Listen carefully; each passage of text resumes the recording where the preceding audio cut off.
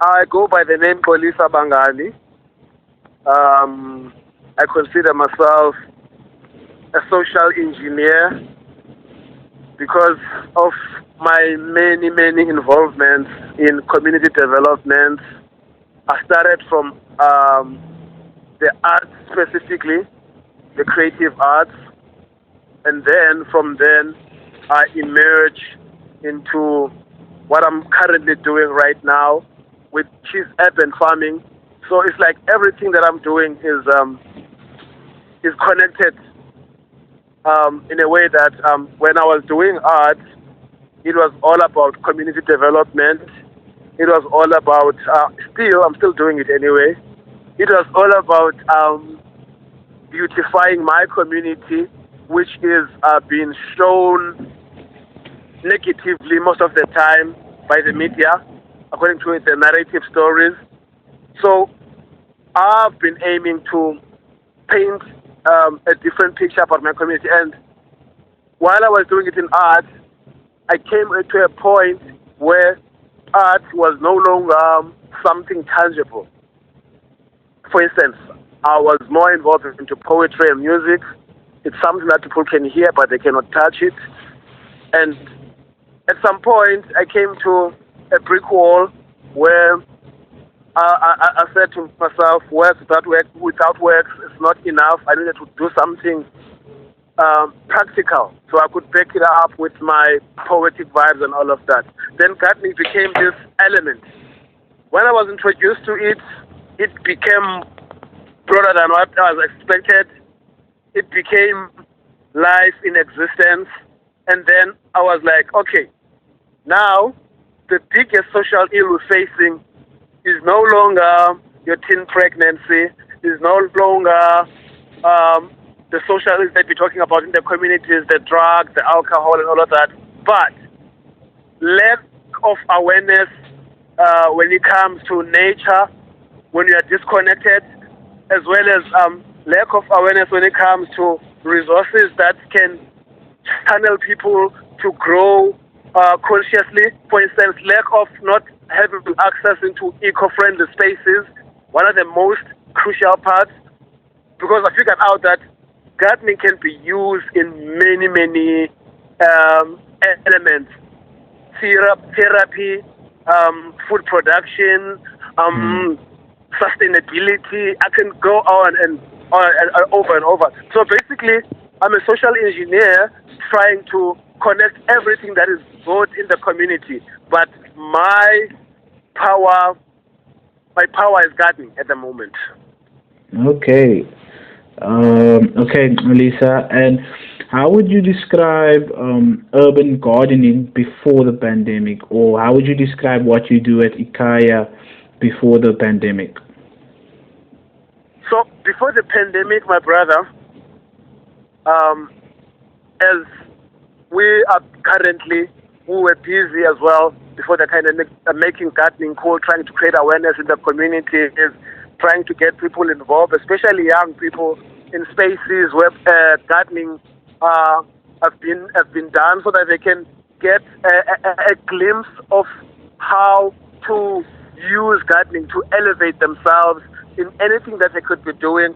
So it was a slow process because many people fail to understand the importance of eating healthy, the importance of having an eco-friendly space, the importance of growing your own food, the importance of self-reliance. I could go on and talk about all these important elements that gardening can teach someone, you know. But it was never something, it was taken for granted. But COVID-19 came, people were stranded, no support from the government and all of that, and people were forced to sort of do things for themselves. For instance, self-reliance is very crucial in these times. I mean, if you're going to rely to the government, you're going to drown yourself over these things, you know. So now people can see the importance of that, because they can see me now going to my garden, harvesting spinach, whereas it takes long hours for them to queue at ShopRite to be able to get spinach. Sometimes they might not get it. Sometimes they might get it. It's a matter of not being sure. But also the way that I think, the way that I'm being influenced by my involvement into gardening is also giving me a sort of energy that makes me stronger when times get tougher like this, because being in the garden is not just about producing food or planting stuff, but it's all about grounding yourself. That's why you're working with the soil. It's all about finding yourself as well. We all often define ourselves in Africa as being sons and the daughters of the soil. So in the gardening, we do that practically. It's a practical, it's a practicality of it. So COVID-19 came, and now more awareness is needed, and people are hungry for it.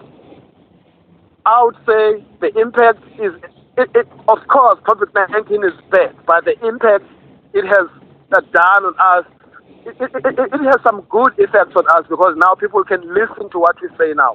For instance, umhlonyane. Do you know umhlonyane? Oh, no, I don't. The wormwood. No, I don't. Umhlonyane, this plant that they talk about in Madagascar, that they use it and it suppress COVID-19 and all of that.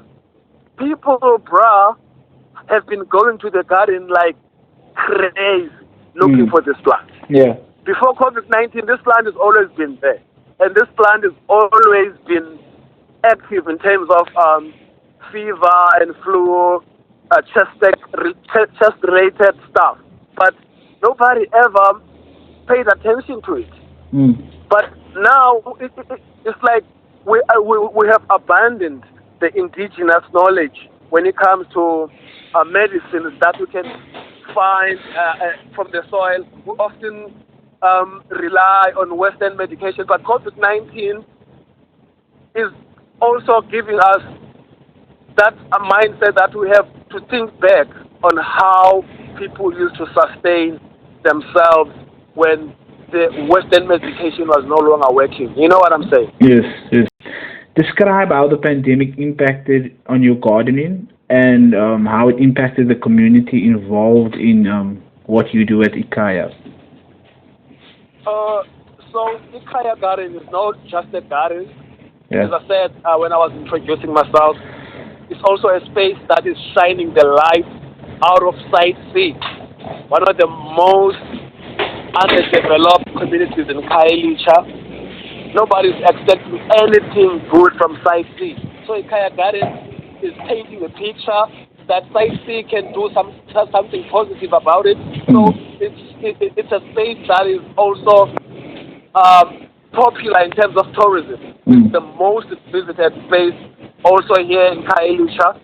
So in terms of tourism, of course, COVID-19 has hit us so badly in terms of the economic side of things, because tourism was a major booster for the garden in terms of bringing economy to the community as well, which is a negative one. But the positive one, again, as I said, the awareness, the consciousness that people have been ignorant about it for some time is there. And now people, they're coming up, asking these questions. Now we no longer have a duty of going out there and talk to people. We're just going to people and talk to them. It just made the work much easier for us in that side of things. What has Ikhaya learned from the pandemic and its impact on your community? What can you learn from this pandemic? I've learned, Ikhaya Gardens, we have learned that it's important to always be confident about the things that you do. Always put yourself first in terms of relying on yourself, because we always talked about this self-reliance factor. But when COVID-19 came, it manifested that indeed self-reliance is needed. Because at the moment people are no longer working.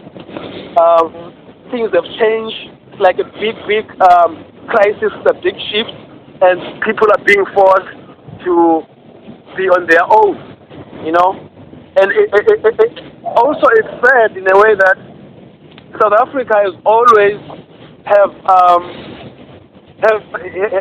Africa has always had a problem when it comes dealing with the citizens in terms of service delivery.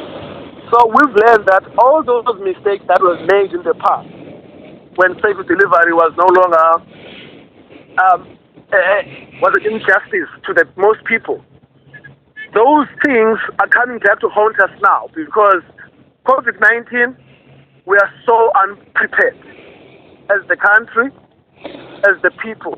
So it's important that we've learned that it's important to always prepare for the future because we don't know what the future is holding for us. Yeah. Let's always prepare for the future. We always aim for the best, but always prepare for the worst. You know what I'm saying? That's my take. Yeah. What are the long-term changes that you see taking place in urban gardening due to the pandemic? I'm gonna be a little bit ambitious on this. Yeah. Because on the kind of demand that we are in right now, everybody is into gardening now, and it's a cool thing to hear.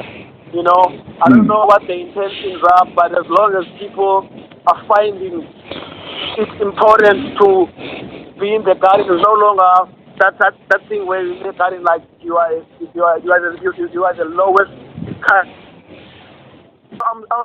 I'm seeing a brighter future when it comes to urban gardening and urban farming, and inspired by what other countries are doing also. I know it's a global thing that this urban gardening is taking over. In South Africa, we call it a valve of home. So I'm seeing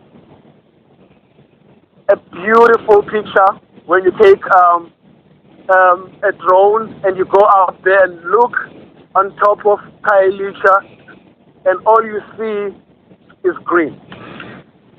Yeah. From concrete to green, my brother. Yeah. Because I'm saying this, I know that the pandemic is extremely hard, but I'm saying this on the spirit that what cannot kill us can only make us stronger. And I'm saying this that because we've always found solutions for the problems, and we always, we always change things from bad to beautiful. We've done that, so I'm not scared of the future at all, man. Okay. And this is the last question, Xolisa. What are the biggest risks and opportunities for urban gardening in the future? The biggest risk is that I know it can be hijacked and been preached in a wrong way. Can be politicized, and it's no longer it's no longer connected to the people. That's the risk that I'm seeing. Some people might see some opportunities on it and maybe derive it from this channel, this path that we've chose for it to benefit the community, but it can benefit individuals, and that's the biggest risk that we always look when we see development and businesses. I mean, it's nothing new, but opportunities, there's vast. Yes. There's vast opportunities. I'm seeing more young people getting involved into these things and taking these things to the next level, and knowing that it's not just only gardening. It doesn't end there. There's like it's like a chain. It's like a chain of things, From for instance, from gardening to agro processing to product, entrepreneurship can be born, and all of those things. There's vast opportunities, bro. Okay. Thank you, Xolisa, for your time. I think what you were saying in this interview is very informative. And I just want to wish you well with all your future endeavors. So thank you very much for your time, my brother. Away. Okay, cheers, Xolisa. I'll see you. Away.